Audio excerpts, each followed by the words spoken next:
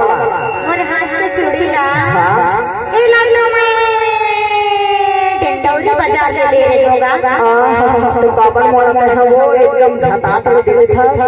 ता कैसे नहीं देखो तो प्यार से बता सकते सब ही कि मैं हां टेंडौरी शहर से लेड़ा रहे हो के तब बतावा तो होगा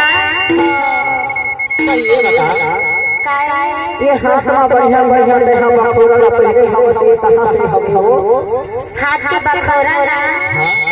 ए लालो मैं सबपुर बाजार से ले रही होगा तेरा सबपुर बाजार घरो झटस का वो हां ईमान से कैसे नहीं जावे तोर घर के हिचकन हम हो हां इतने छड़ तेरा सोनापुर के बाजार कर डाल था अरे पर सुन नहीं यार काय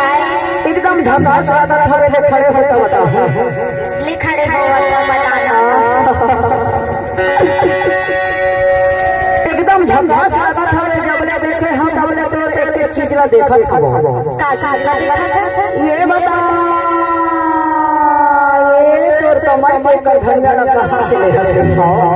ए ला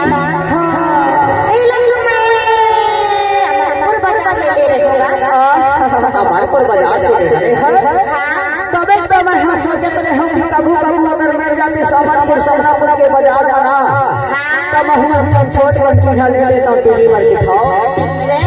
और घटा देते तो कहां देखे पर जानता जगरा बेली बाटे हीरा बेचार तोला में दे रहे हो जगरा तेरा विचार तेरा दे रहे हो तोला दे